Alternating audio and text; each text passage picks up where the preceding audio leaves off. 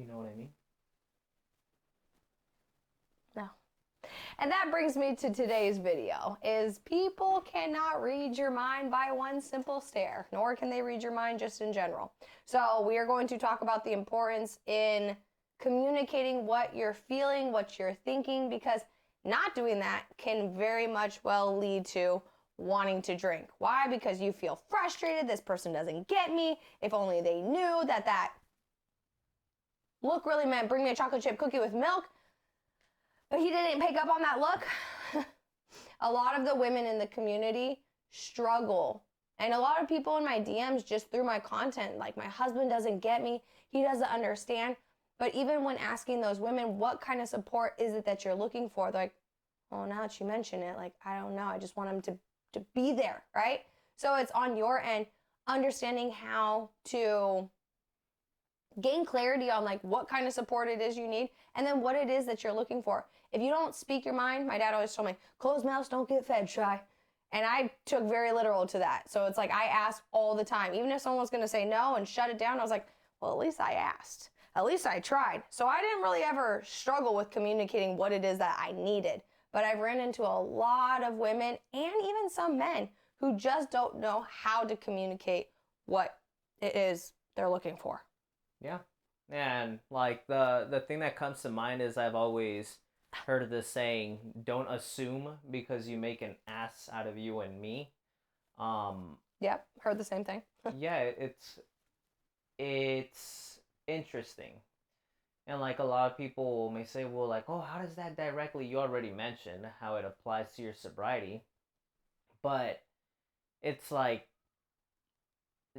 this applies to your sobriety so much more than you actually know. And the reason for that is because a lot of people, they just very much think, oh, I just need to stop drinking and then all my problems are going to be solved in my life. And that goes back to what the topic that we were talking about last time, right? The cause and the effect. They put their alcohol, the alcohol they drink, at the cause of all their problems, when they should be realizing that the reason why you want to drink alcohol, it's only the symptom of a problem. It's the effect of a deeper cause. The cause here being Lack that of communication. you lack the ability to communicate. And you see this a lot with the women in the community. That's like, a lot of them have issues in their relationship. And when you dig deeper and you ask them, like, okay, well, what is it exactly that you want out of the relationship? What has bothered you? And then you ask them, okay, so this is what you want. This is a list of the things that you would want for whether it's a family member living with you in the same household, or it's just your partner, like your husband or your boyfriend. When you ask them, hey, have you communicated this over to them? No. 99% of the time, you hear, no, I haven't. And so that's what's causing all this frustration, disappointment, animosity within the household, that now it's just, you just feel trapped, like he doesn't fucking get it, but you haven't communicated anything, and then you have to go drink. Don't have to go drink because you didn't have well, you feel the need. Those conversations weren't had. Like, you didn't have the hard conversation, and things compile. They build up. It's basically like if you're ever in science class, right, in like 5th or 6th grade, like you get the bottle of Coca-Cola or Diet Coke, and then you put the Mentos into it, and you try to put the lid on. Let's say you're successful and get the lid on. Eventually, those little Mentos are gonna fucking erupt. So, I've seen quite a few of these examples. I like that you brought up someone's dad, because, there is a woman in the community whose dad does live with her, right, for a couple of years now, and he has his own assortment of issues. About 20 years. His own, I was trying not to get very ultra specific. I mean, but like, think about it. For 20 years, things have been brewing up. And then the person in the beginning, before they joined the community, may have asked, I don't know why I have a drinking problem. Yeah. And so that kind of was like where we led to, like, your big issue, like after, our coaching, we've landed on like, that's a really big issue in your life, because not only is it hard because he's lived there for, 20 years, right? But also because she doesn't express how she feels or tells him what's going on, whether it's because she thinks he can't handle it or she's concerned about other people's, thoughts and feelings and whatever. One little detail that I think we forgot to add there. It's like it's not just like your dad. He's chill. He's living with you. There's like a level of disrespect. Yeah, there's from him at certain expectations on his end, and it's not like he pays rent or like contributes in like any other way. Just not the easiest person to have around. Adds conflict to the dynamic, and there's already a ton of kids, and she's married, and there's already a lot of challenges just like in a household. Like when me and Lou are together, and let's say my mom stays or his family stays, we're like not fighting, but we're kind of at each other's fucking necks. Yeah. Because we're like, our area is being bombarded, and we love when our family visits for short periods of time, right? The longest was my mom came, she stayed for 2 months. And so when I hear 10, 20 years, I'm like, ooh. Yeah. There's not technically supposed to be other adults in your living space. And if you do that and they live with you, kudos to you. But that does cause friction. Unless, they're not like, they are in their own space, they do their own thing, and it's they're chill. And they're chill. They don't like their problems. Their problems aren't like super apparent. His family's not necessarily that way. My family is not necessarily that way. Yeah, so, it's not like they're going through something and they're like chill about it. Nobody else really realizes. There would be no extended stay from either of our parties, right? And if there was, we would build a back house. Like, you stay there. Mm-hmm. But back to it, she has this conflict in her house because she doesn't communicate how it is she feels. So funny enough, I asked her, like, write it out, like. Bless. So she wrote out a page, and, it wasn't just one page. It was 12 pages because she had a lot that was just festering inside of her. That contributed to her wanting to go off and drink because you're not communicating. Another example of this was another girl in the community. She and her boyfriend came up with like agreements, like, I'll do outside chores, you do inside chores, right? But then as time went on and she has a job, he has a job, she started to realize like he's only doing the outside chores like maybe once or twice a week. Like inside chores are like every single day, and I'm spending an hour and a half cooking, cleaning, and putting all those dishes away. I feel overwhelmed, but I don't feel like I could communicate that to him. And I was like, communicate that, like, because that was literally what was causing her to want to drink. She's like, I want to drink because I feel so overwhelmed. I can't get it all done. I'm like, nobody could get all of that done. You work a job. She works like 30, 40 hours a week. On top of that, like laundry, kitchen, cooking, putting food away, mopping, sweeping, whatever else it is that she does, and trying to have it all rely on her. It's like, we have to communicate like, hey, I'm feeling overwhelmed. I communicated to him like, now we're both working, same amount of hours. Since I got pregnant, like not as many hours. I take a lot more naps these days. But prior to that, it's like we're working the same hours. We're doing just as much. Like I can't be the only one doing the dishes and the laundry. Like I'm feeling overwhelmed. He's like, it doesn't bother me to see the laundry, to see the dishes.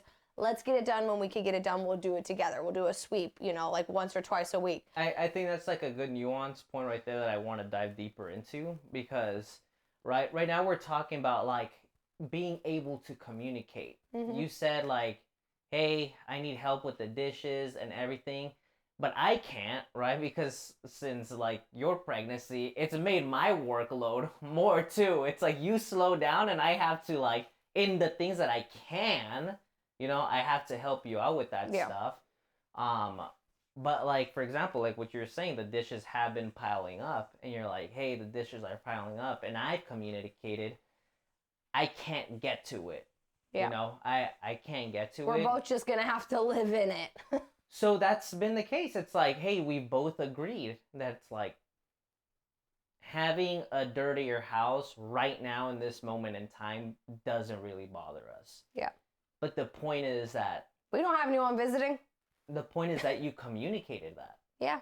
And I know in the beginning, even if it's not the ideal scenario, like a clean house. That's because I am effortlessly sober, where I don't feel that something I'm going to say is either going to make him leave me or he's going to be mad or upset at me. Because I do remember in the beginning, I was really reluctant to like tell you how it is I was feeling. Like he would eat dinner way later at night And so I would wait rather than tell him, like, I don't want to be eating at 11 o'clock at night. But this is when you were doing editing and you were staying up till like 2, 3. So you would eat at 11. And because I wanted to be like a good wife, even though I was like just his girlfriend, I would stay up and I would eat at that time too. But all that stress of waiting, which sounds silly, you're just waiting to eat. But it was like, for me, it was like, I'm hungry now. Like, hey, you go to sleep early. I go to sleep so early. So you were stressing. Like, I had to eat now. Yeah. Otherwise, like, I'm going to have to stay up until Lou's ready. And because when he was working a lot too, like, I wasn't communicating like, hey, I don't feel like, and I did communicate it, but when I was drunk. Like, you don't ever want to spend your fucking time with me. Like, you had me move out here to Florida. I have no friends. And at I have no that point, family. I have nothing. Yeah. I have no job, and you don't want to make time for me. Like, I would wait till it was too late rather than communicate during the day. Like, hey, like, I love how much you work. Like, I admire your ambition. And like, there's huge difference. Need you to carve. I really need you to carve out some time for little old me. Can you go press my button? Yeah. Keep going. But yeah, no, that's it. Just like in the beginning, I was really hesitant to communicate because I really genuinely thought he was going to leave me for like anything and everything because I had such baggage from the past. Because that you couldn't tell me anything? I felt like that. But that's where you kind of remind yourself, that's like, crazy, feelings aren't facts. And if something that you say ends in an argument or them wanting to leave, like, it's pretty safe to say that's not your person. Yes. Like, if you want to communicate and you communicate having the fear that you're going to lose this person and you end up losing them, good. That's a blessing in your life. I know it may not feel like it in the moment, but that's a blessing. The fact that you can't talk to your partner, which hopefully you would like to eventually turn into your husband or something official or wife, you can't communicate with that person. That's insanity. Like, it's insane. And I want to go back to a point that you made, but I don't think you like. You were saying. You don't think I like what? I wasn't gonna say anything bad. Trust me. It wasn't a bad thing. You don't think I like what? No. Because I wanted to elaborate on it more. That you didn't expand on it more, which I think is super important. We'll let him live. You said that it was nuance. You said I would wait until I was drinking to finally tell him everything. Basically, let it all implode. Correct. Opposed to communicating when you were nice and calm, you weren't all that irritated yet. You're like, I'm going to ask for this. When you make it 10 times worse when you start drinking and then everything comes out because now you're not communicating. It comes out messy. You're reprimanding. Yeah. And you're coming from a hostile place, which is further worsening the ability to have a good relationship with your partner because now this person, whatever you say, they will expect, whatever request that you make, they will expect that you're reprimanding them. They're going to assume that you're reprimanding them because you're starting to build that habit of drinking, blowing up, and then being honest. So now in the future, when you're trying to be honest and you're trying to say it all chill, they're going to take it as an attack instantly. They're going to be super defensive, which now is going to make it way harder for you to communicate something the right way. That's super important. Like that's what people don't understand. Like, and that's something that now that we're talking about it, I have noticed, and this is probably like a couple months ago. Like, I noticed that when any tiny little thing, probably a couple weeks ago, not even months ago, probably like a couple weeks ago, where oh boy, I've noticed that something's irritating me, and instead of holding it in and telling you later, because I justify in my head, I'm like, I'm not gonna tell her right now because it's not bothering me that much yet. That's a mistake. That's a mistake. You feeling like you're bothered, but you don't say anything because it's not bothering you as much yet, that's a mistake. Yeah. You did that the other weekend in the car. What? You like let everything boil up, and then I was like, you need to talk to me so that way you don't just right. I had like a billion things going on that you didn't know about. And then I was like, how was I supposed to know that? Because I did one small thing, and you're like, ah! I was like, what? Like, Yeah. it didn't match what I had done. I was like, you reacted like I murdered somebody. Right. And it was like, no, it was because this, and then I got this on Stripe, and this happened, and this happened. I was like, oh yeah, like I totally get it. But today I was really proud of you. Today you're like, you're doing something, like you're creating a post or doing something, and you're like, you felt your like, And you came up to me. and you're just like, wanted to tell me something. can you write it on? And I wrote it on the sticky note. You're like, can you write it on a sticky note? Because like, I'm just like, that we still haven't talked about. not yet, but we'll get to it. Yeah. It's like, write it down, talk about it later. Yeah. Like, you don't need to have the conversation right then and right there. Just like write it down and circle back to it, but make sure you circle back to it. Right. But he was like, I feel irritated right now, and I just like, I need a minute. And Tell me later. And I was like, thank you for communicating that. Like, and then it takes a level of maturity on the other side for you to be like, hey, do I need to tell him this now? Let's see what's on the sticky note. No, I don't have to tell him right now. I will tell him later. I'll have the patience. It requires a certain level of patience for you on the other end too. We didn't. Communication is 2 ways. We didn't need to talk about this. There we go. It's like, what is it? Oh yeah. Yeah, we won't say that out loud. But see, it's like it wasn't needed in the moment. It was just like, because I have a lot of random like thoughts. Like, example, we just went on a walk right now, and he's like, I need to work while I walk. I'm like, I'm not going to talk to you. I think maybe like 2 or 3 times I started trying to talk to him. He's like, I'm like, sorry. Because like my thoughts just come out, and I wanted I did the nonverbal thing. He's like, but you knew. But I knew it's because, with context. Because we agreed upon the walk. We'll just go on a walk, and I won't say anything to you. It'll be fine. And he's like, okay. And then right when we get out there, I'm like, you know what we should do? And he's like, oh my God. I'm like, sorry, I totally forgot. Like, my attention span when it comes to like I'm working on it. Okay? It's a work, and relationships are works in progress. Whether it's romantically, a friendship, or a family member, like, you have to be willing to communicate. Like, people are not mind readers, right? And again, if you feel that it's like, I'm going to say something and it's going to end the relationship, friendship, family ship, or relationship. I don't even know if family ship's a relationship. I don't think that's a relationship. Baby brain!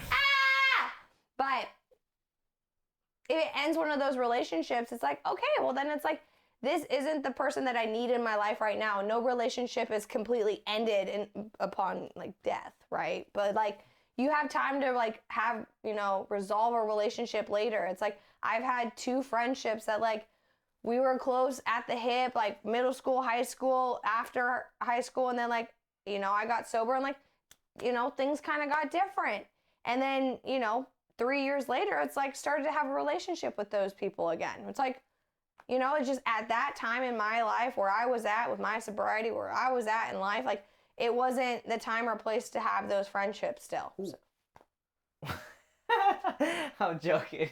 No, Dude, but this guy likes the drama. He doesn't let me watch Selling Sunsets. Nah, that's because toxic. he doesn't. He's like, that's drama. It's but so he toxic. What do I watch? La Toxica. That's toxic like that. Don't even. You don't start watch anything. You create it. You're like, tell me the tea. Fly towards the light. It gets better. No, but something else that I do want to, something that's like very important too, that you mentioned earlier, was that when you say something to another person, in this case your partner, and they react in a way that's not equivalent, like you didn't yell at the person or anything, you basically made a simple ask, and Can you take the trash out? And this person blows up like, not right now. That is an indicator that there is a lot of things that person is holding in that he's not communicating to you. And I don't know if you heard that. No, I did. What did I say? You said there's more things that they're not like indicating towards you, or like not telling you. Men tend to do this more. Yeah. Because they don't want to like, they're like, I don't want to, like for him I don't right want now, a bitch. I don't want a bitch, or I don't want to cause, you're the pregnant one, I don't want to cause you more stress until, like, we had financial things just pop up recently, Mm-hmm. like, and I was like, why didn't you just tell me? Like, you could have told me. He's like, well, you're already, like, stressed out about the baby. Like, the last thing I want to do is, like, put more on you. I'm like, yeah. Financial things? Yeah. The, like, things with Stripe and the... Oh, not like we're struggling financially. No, like, we're not but finance, like, they had to do with money. I was like, I was talking about struggling? No, we weren't talking about struggling financially. No. We were talking about things Yeah, came yeah, up yeah. financially that were not ideal. Right. And then I was like, but why didn't you just communicate? We're a team. Me and this baby and you are a Right. team. But Dumbass that's a good like Cool. that's a good way to know whether your partner is holding in a lot of things or not. Like if you make a simple ask or you say something that it's not that big of a deal and their reaction is not proportional to Proportionate. proportionate. Yeah, you said No, I said proportional. You said proportional. It's proportionate. Proportional. Proportionate. It's not proportionate. Like her boobs aren't proportionate to her body. Proportional? Bro, go look it up. Proportional. Proportional is not Look a word. it up. Is my Of course, brother. Here, let me. We're gonna verify right now. Also, while he figures out proportional isn't a thing, It is a thing. oh wait, I'm loved. Yeah. Proportional or proportionate. Define. Also, we'll say when people are reluctant to tell you things that are going on. There you go, brother. No, but you use it out of Put context. some respect on my name. But it's not. Put some respect you on my. didn't use it. Put some respect on my name. Okay, So I'm gonna go back to what I was saying. Wait, but If their reaction is not proportional to something you said I think or it's proportionate. did, bro, it's right there. No, but Are you blind now? Look up be like, what sentence is correct? It's right there. Look up what sentence is correct. It's okay. We don't have to make a big deal out of it. Put it to the side. I'm right. Don't throw my things. But if you say something and the reaction is not proportional to what you said, then that is a good indicator for you to communicate with your partner and be like, hey, whenever you have some time, let's take a seat and I want you to tell me everything that like is going on in your head so like I can be there for you. If there's things that I'm doing that are bothering you, please communicate it to me. You want to do that. Otherwise, these things are going to keep stacking on for your partner and eventually they're going to blow up. And it's not going to be pretty. And vice versa, same thing with you. If you feel like your partner tells you something and you feel like you want to snap on them, why?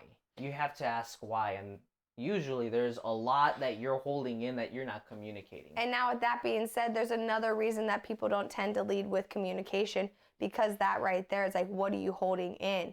It's like there's a fear of being reprimanded, and there's also a second layer of fear of like, I'm going to tell you this in confidence. I'm going to tell you this being vulnerable. I'm going to tell you this trusting that you're not going to throw this back in my face later.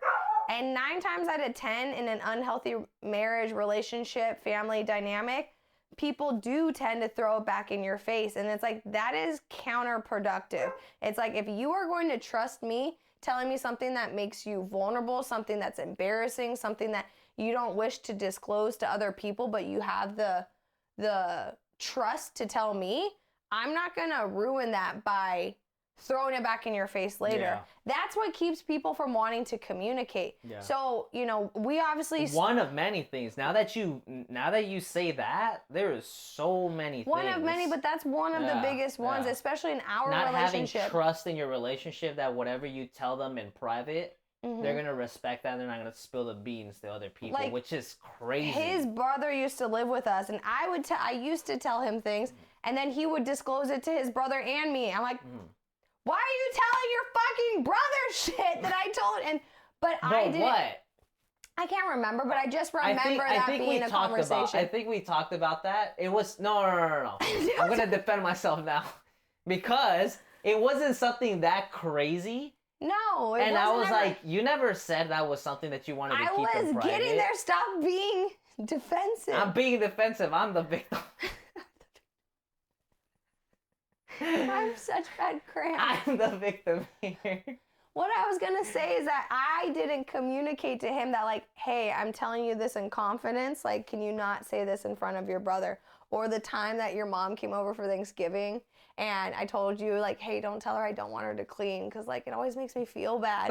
And then you fucking went to See, that's not that big of a deal. You went to go tell her, like, Mom, you can't clean and make sure I didn't feel bad. And then she comes up to me like, I love that you said that and that you remember that. I was like, bro, you piece of shit.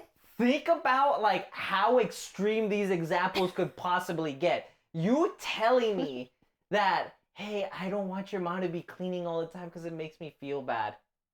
That's not bad.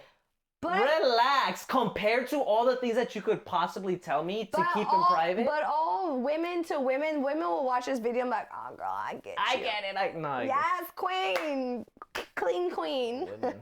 But I told you, and then she comes right up to me, and she's like, I don't want to make you feel bad. I'm like, oh my God, I'm going to kill this man. And it was on Thanksgiving. That's when I made the hard part. That was it? That's what made you make that video? Because my mom said, oh, don't feel bad. I felt so overwhelmed. I was newly sober. What was that?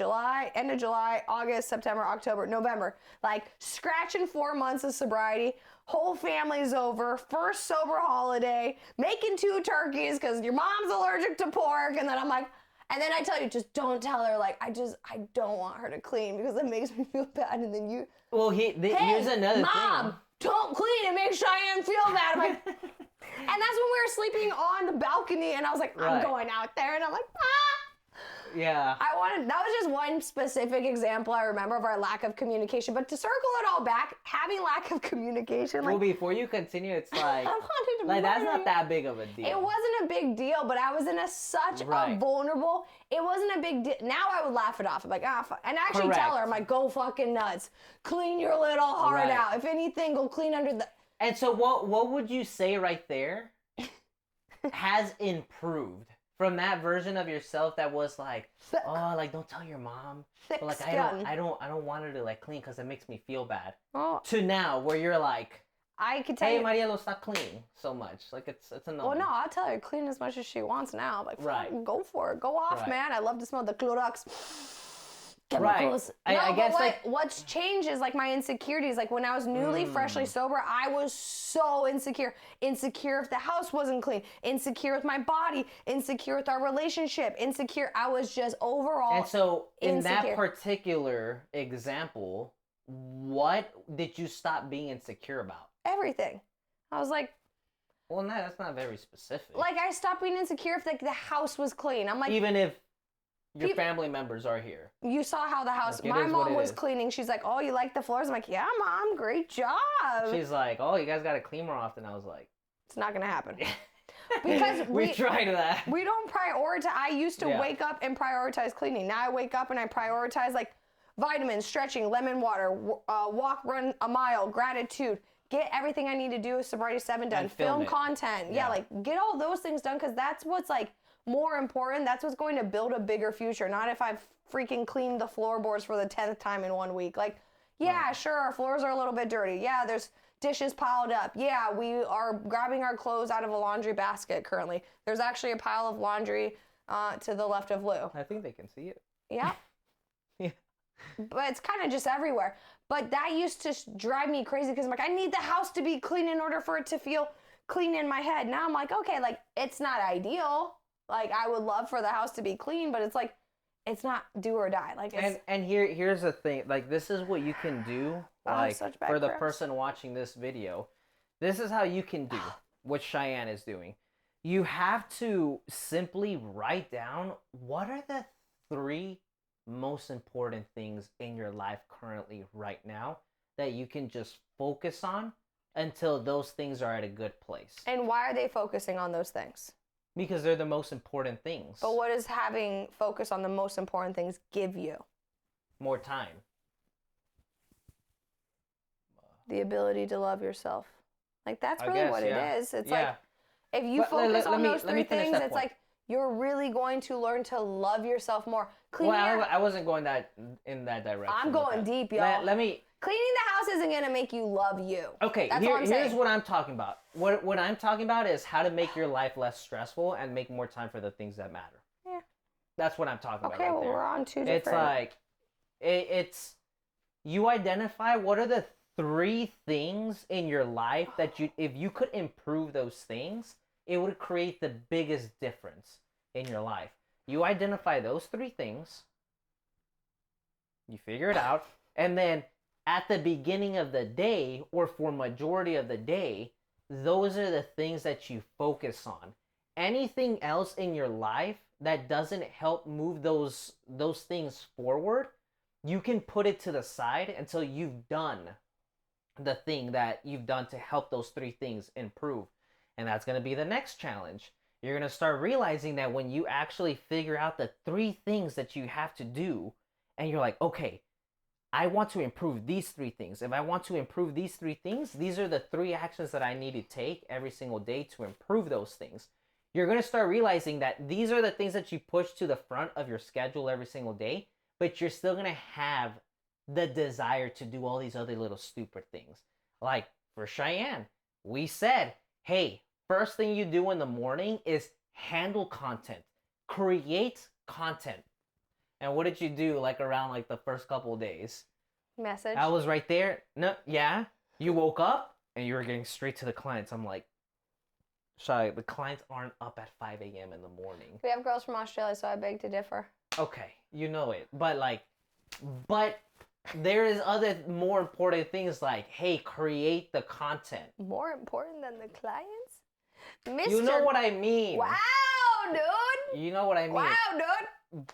So that's the point that I'm making. It's like you're gonna know what to do now, but you're still gonna want to have. It's not a tendency, but you're gonna have these habits that you have to break out of. Like, hey, what I was actually gonna mention was instead of creating content, you're washing the dishes. I'm like, the dishes, and you do it because it's easier. And you know it. You're like, I should be filming content, but I'm gonna film the dishes. I did the dishes. You know, just a little clean. No, we were making the rigatoni, and I decided to clean all the dishes because you wanted to make breakfast. No, because we were gonna make the spicy rigatoni, and we had no dishes. So I was like, you know what? For the next hour, I'm trying to make a point here. But don't put me on. Don't put me. Do you know what I'm saying? What's another good example where you've done that? Like just not doing the walk in the morning. What's something that has been super important for you that you haven't mentioned yet? That is one of the things that you do first thing in the morning. I do gratitude first thing in the morning. And I've been doing that for 5 months now. And it's like... And why is it super important for you? It just kind of preps the mind for the day. And I feel that when you start the day with a positive habit, it kind of influences the next one. Like Sunday, woke up, ate pancakes, right? Rest of the day, I don't want to do anything. I don't want to do shit. The day before, I woke up and I ran a mile. I stretched. I made my lemon water. I followed my routine to a T. When I follow my routine, I'm motivated. I want to do more. But when I woke up, had pancakes, I was like, let's just have a chill day. And then I ended up getting a headache, and it was like, I had a good morning and then a shit afternoon and night. Sunday feels like pointless. So it's always prioritizing the needle movers, prioritizing the thing that gets you ahead, makes you feel better. Not makes you feel. Not like... The things that are actually... Because usually the things that you actually have to do that need to improve, that are going to create a better quality life for yourself, don't always feel good. They don't. I do have to mention that. Like this I'm not going to let you misguide people. Not feel, but you end up feeling better after is what I mean. God, I want to strangulate you. I want to strangulate. See, you're the one creating all these crazy ass words that aren't even... Let's define that. I have pregnancy cramps in my upper ribs. What do you want from me? I feel like I can't breathe. But bringing it back to like the main topic, communication. Yeah. From everything we said, you grasping what we're putting out? No, but seriously, it's like communication is, I would say one of the most important things because... It's up there. Because a lot of the reasons you start drinking is because you don't feel that you can articulate, at least that for me. I didn't feel like I could articulate what I needed, and this started with my ex, not this guy, the one before him. I couldn't articulate to him what it is that I needed in a relationship, so I ended up just being like a go with the flow kind of girl. Eat beer, eat... You couldn't articulate, or you simply couldn't talk to the person, communicate with them about... Well, I couldn't really communicate to him at all, because we were always... But you could articulate. You knew what you wanted. I knew what I wanted, but you're just so hesitant because you want to be the pick me girl. You wanted to be, I didn't want him to leave me. I didn't want him to like get mad at me and go, because he was always That's cheating insane. He was always cheating on me. So I was just trying to be So whatever. you can't make requests? Yeah. You can't set boundaries? I could have, but I was a young 20-year-old girl, right? And then I met you, and I was like... Well, here's the thing. It's like... I met you, and I was kind of like traumatized from that relationship. Remember how many times you had to tell me, I'm coming from a good place. Dude told me this on repeat. I'm like, yeah, sure. Well, that's me because I communicated almost... Well, not everything, but I communicated a lot more to you. I was like, hey, you shouldn't do that. Hey, I would stay away from these people. Yeah. And I said, and I always said, I'm coming from a good place. And I was still struggling because I was still drinking. And so it's like, I would just wait. I was just like, doesn't matter. I'll go and hang out with like old roomie. And I would just like end up drinking about it. I'm like, yeah, fuck him. He's being such a fucking workaholic piece of shit. And like, that's another thing that I refuse to ever do since like I stopped drinking was like, there were so many times I spoke poorly about him. Like, I hear other women speak so poorly about their husbands or boyfriends, and it's just like, I will not. There will not be something negative that comes from my mouth when coming to him. And if anyone else speaks negatively about him, it's noted. It's noted in my head. Here's the thing, and when you're married or when you're in a relationship, it's like you do not talk bad. I feel like it's such a basic thing. I think it's the blue one. Go read the blue one. Oh no, it's the green one. Rule number 4. Never put your partner in a bad light. Never bring them down. Yeah. It's like, that is such a basic thing to us, but it's obviously not common sense to the rest of the world. Like, you don't talk shit about your partner to other people no matter what. You don't do that. I could easily say like that is one of the reasons why you drink. Tap me in. Elena Cardone had a really good video on that. She's like talking to some interviewer, and she's like, or he was like, why don't you talk to your girlfriends and confide in them for advice or tell them what's going on with Grant, right? Grant Cardone's her husband. She's like, well, because let's say me and Grant have an argument and he's being a real schmuck, you know, he's being a real piece of work that day. And he and I resolve it within the next, day, the next hour, the next whatever. By the time I told my girlfriends, they already have this chip on their shoulder, like, oh, is Grant still doing that thing? And then you have to explain, like, no, that was a one-time deal. Like, he and I are good now. And then in the back of their mind, like, I bet they have a lot of issues. Like, you don't bring to light the things that you deal with in private with your person to other people around you. Yeah. And especially if you're just going to, like, constantly be talking shit and not changing anything, it's like you're not looking for advice, you're looking for attention. Yeah. And it's like But moral of the story, you don't talk about, like, yeah. I used to when I drank. Like, I talk poorly about him to strangers. I talk poorly about him to our old roommates. Like, don't act surprised. I talk poorly about him to him. This is news to me. Oh, shut up. But I would never get out of my face. I can't fit my wedding ring on anymore. I'm too pregnant. But I would sit there and I would talk poorly about him. But can you stop?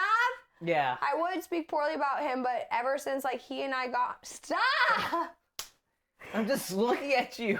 Ever since he and I got on the same page and like we really were, honestly, I would say it's when his brother moved out. Like he and I really like something clicked. Like we just like came together, and that was recent. Well, interestingly enough, now that we're talking about this, if there was something going on between you and I would go tell my brother. Yeah. I'd be like, bro, like what do we do? Instead of me talking to you and be like, how do we resolve this? And then there was always a mediator, and it was triangulated. Damn. So that caused a lot of our problems. I realized that.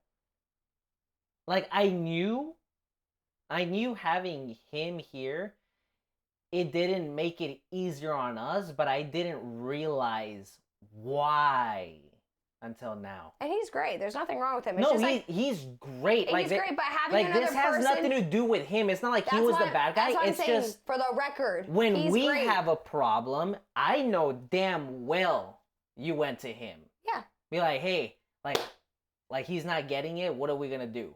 Instead of you coming to me. And then when he moved out, again, nothing wrong with him, but he moved out, our relationship thrived because there was no mediator. There was no just like in-between. you and me solve It's like, we've got to figure this out. And then it was quicker, and then it was like we just started clicking, and then, Yeah. I don't know, then you proposed to me. Well, yeah, huh?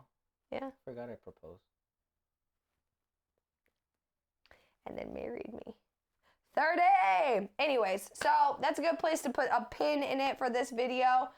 If you guys have any more questions, just go ahead and drop them in the comment section below. If you want to join the community, whether for the men's side or for the women's side, to get sober, most importantly, stay sober, find my Instagram, DM me S7. Actually, no, DM me YouTube. That way I know y'all came from YouTube because someone gets scattered.